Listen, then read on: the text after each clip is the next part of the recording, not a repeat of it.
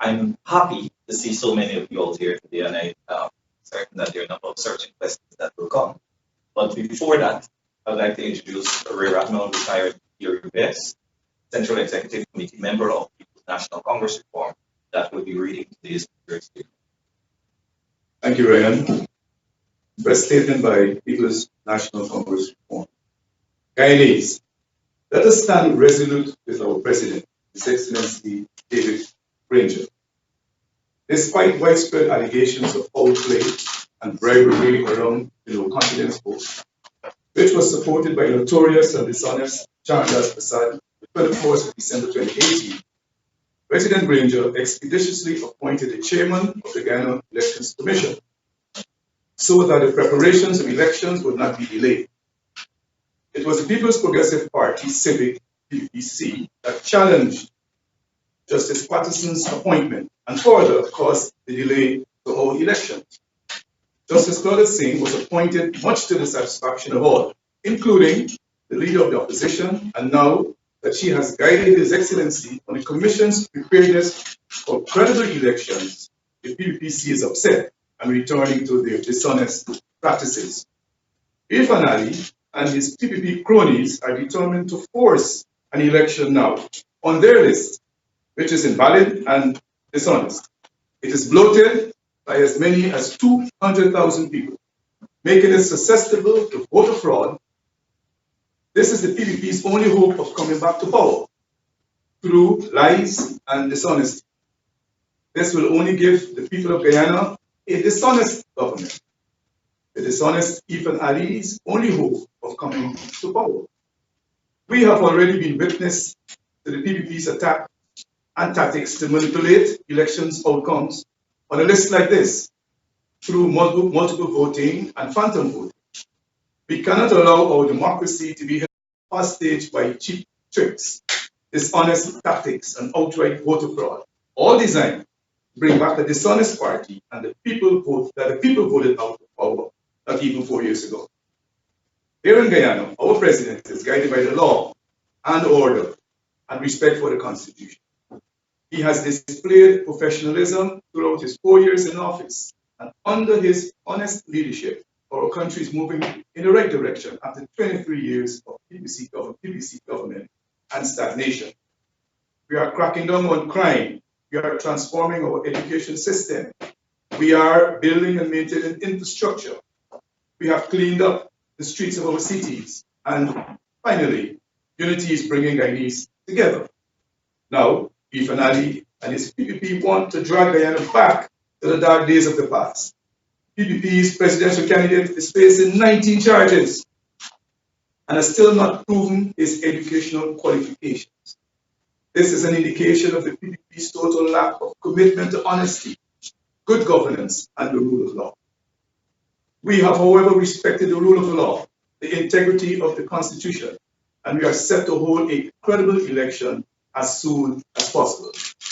We in the PNCR call on the Guyana Manufacturing and Services Association, GMSA, and its members to condemn the act of clear and present danger by some of its members.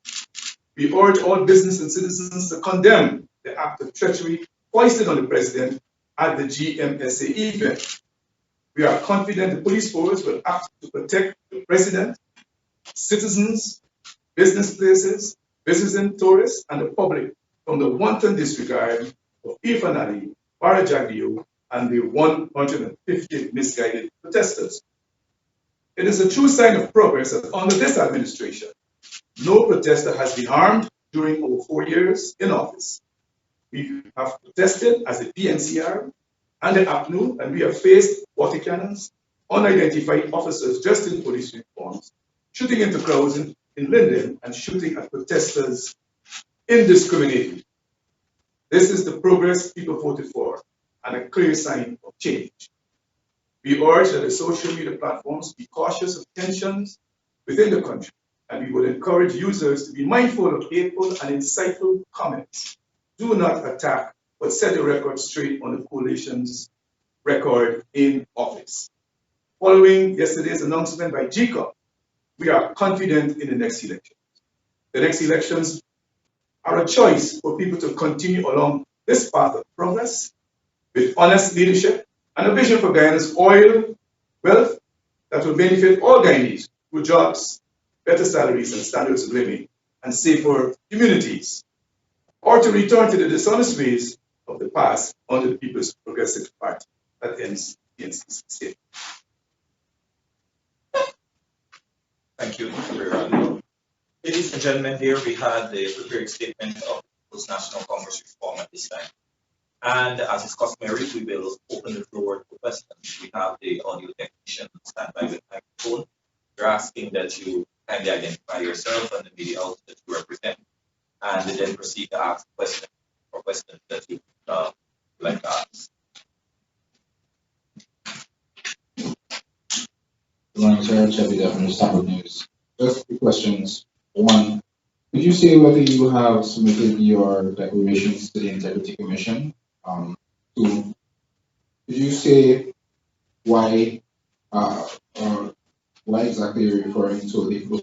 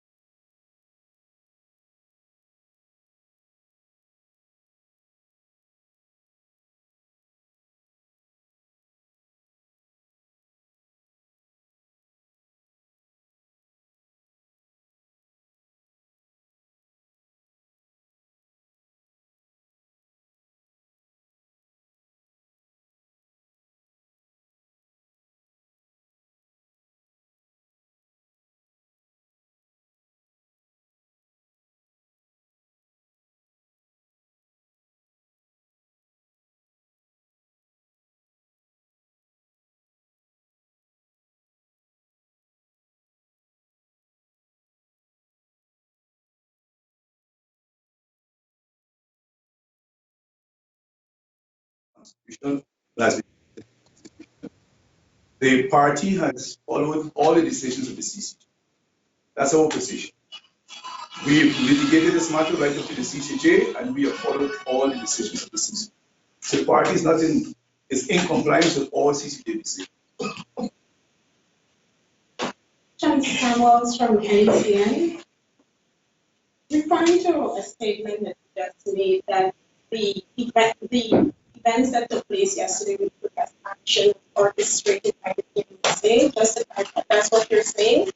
Uh, the when we spoke to the president of the GMSA, he was unaware. Well, he indicated to us that he's unaware that such action would have been taking place at the event. So, in order for you to say that, do you have any proof to substantiate your statement? Well, the proof is in the evidence of what occurred. If the GMSA is holding an event where His Excellency the President will be attending, one would think that the GMSA will also contact the security services forces.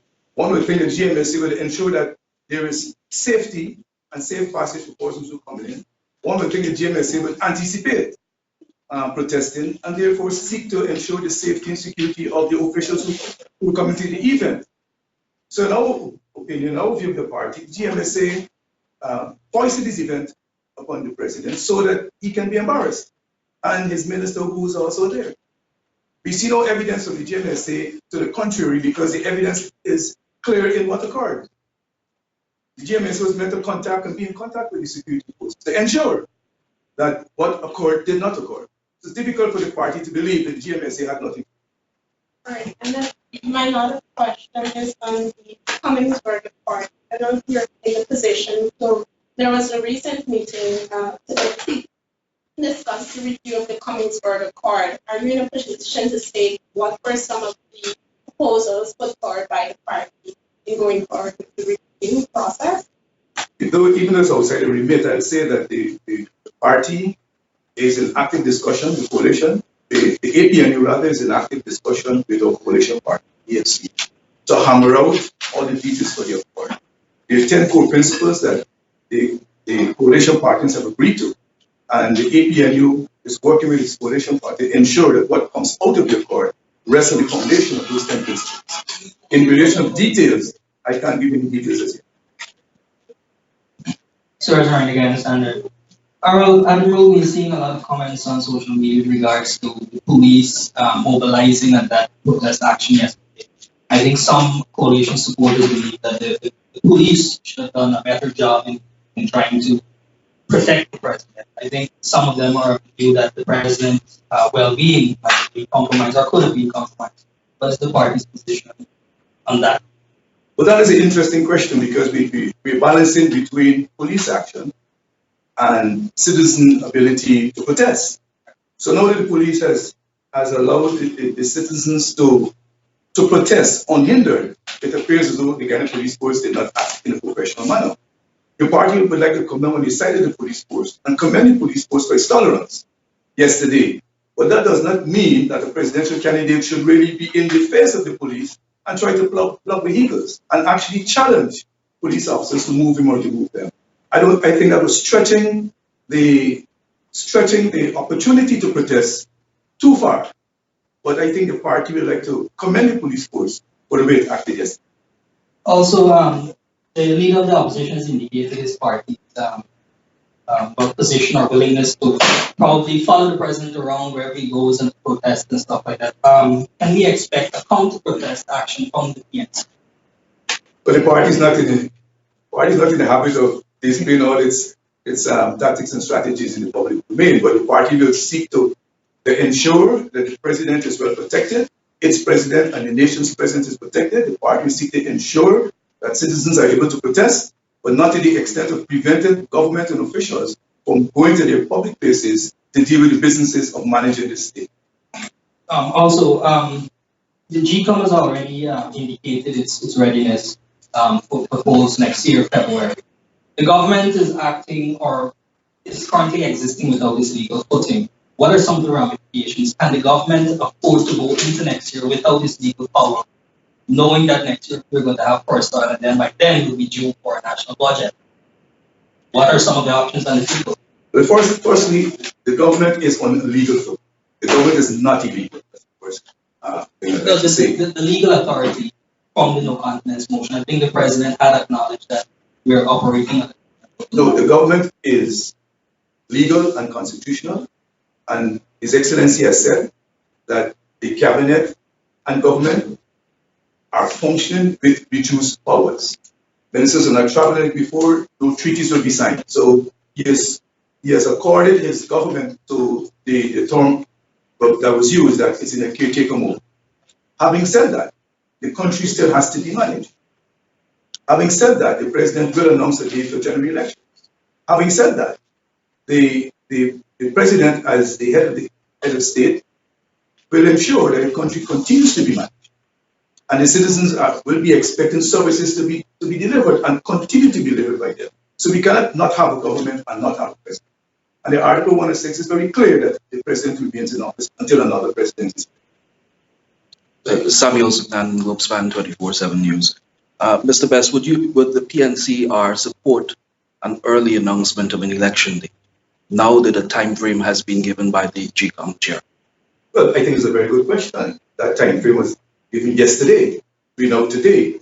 So the party expects an announcement from the president imminently on when elections will be held. And I say imminently on when elections will be held.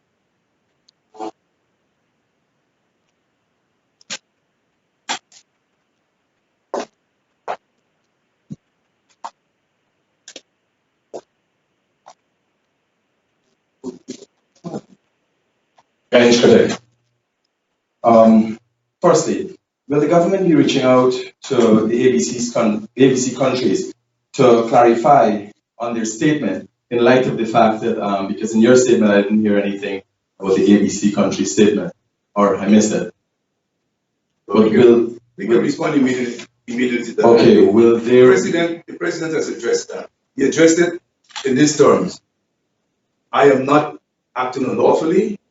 My government is not unconstitutional, and I have acted constitutionally sure. That was the president's response, immediate response to the statement. It is unfortunate in many ways, the statement, because it created some anxiety in the nation state.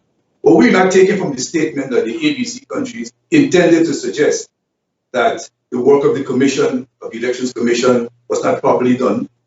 We're not taking that as a positive from the statement. The president has responded to the second paragraph or third paragraph of the statement, which said the government has been unconstitutional. And he has said that his government is constitutional and he has not acted unconstitutional. In light of the fact of the confusion that you recognize it created, will the government be seeking clarification from the ABC countries for what they mean, what they meant?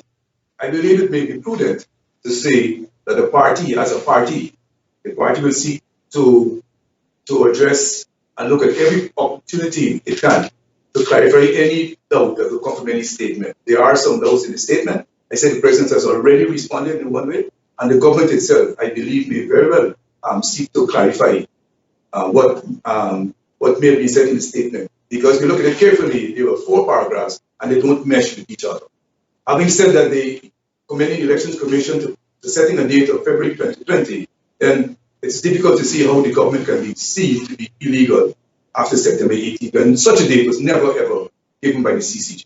So yes, I believe that there will be maybe some clarification sought, but the president has spoken the matter by saying his government is not unconstitutional and he has not acted unconstitutional as a first response. Secondly, in the event of an issue like this, which is of national interest, that comes up against a coalition government, don't you think it would have been wise to have all parties involved having a press conference to show a form of togetherness? Like the fact that you also have the Commonsburg Accord being revised and all those things, to show strength and unity. Don't you think it would have been wise to have a press conference where everybody who is involved in this matter present? When you say would it be wise, I don't want to accept would it be wise. I would say it would be wise. This is the PNCR press conference. And going beyond this, there will be other press conferences, and sure, the coalition will hold a press conference. So this is not a press conference for the coalition. So would it be wise is not appropriate. This is the press conference of PNCR. And therefore, in my humble opinion, I see other press conferences, statements being made in relation to this issue.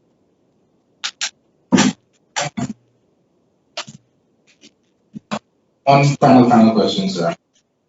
In both the CCJ judgments and in the Constitution, Article 1066, it is stated that upon the successful passage of the no confidence motion, the president and government resigns, notwithstanding the resignation, etc., which I'm sure you're well aware of.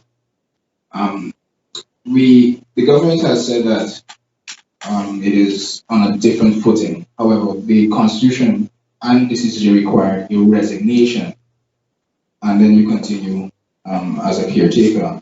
Has there been that resignation, and does the president intend and cabinet intend to resign as is procedurally required and then continue in that vein as a caretaker?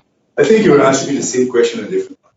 What you're expressing is your personal view and interpretation of the Constitution, or other views and interpretation of the Constitution. An interpretation of the Constitution. What I will say is that the CCJ has ruled in this matter already. The CCJ says notwithstanding the resignation. But that's what I'm saying, young man. If we're going to be arguing what the CCJ said, then we won't make any much progress. That's what I said. You're bringing an interpretation of your understanding of the Constitution, what the CCJ said. I'm using to express words, sir. The CCJ, both the CCJ and the Constitution says you resign, notwithstanding the resignation. So this is not an interpretation. This is not an interpretation. This is an express statement of what both the CCJ said and what the Constitution said. So I'm not bringing my interpretation. So, in light of the fact that it was said notwithstanding the resignation, is there an intention to resign and then continue as caretaker? You're asking me the same thing again in a different manner. The CCJ has pronounced on this right up. We went right up to the CCJ. If you look at 106.6 and 106.7, it talks about the no confidence approach. It talks about the president of the cabinet shall resign, and it goes on to say that notwithstanding the government shall remain in office until a new president is elected. And that was the interpretation, and that was the discussion between the various political parties. The CCJ just pronounced on that. It said the constitutional actors must make decisions in relation to this matter. And the most important constitutional actor of recent that made the decisions, the chairman of GCOM, by setting a timeline for when elections can be held. So I don't think it would be fruitful for us to be going into the different nitty-gritty of the CCJ decision, because we've gone past that, and we now have a chairman who is now determined that elections can be held by 2020. But let me also ask you to look at Article 50 of the Constitution, which says that the supreme organs of power are Parliament, President, and Cabinet in that order. So you can't look at the Constitution, look at one article in the Constitution. You have to look at it as a whole, what it intends to be.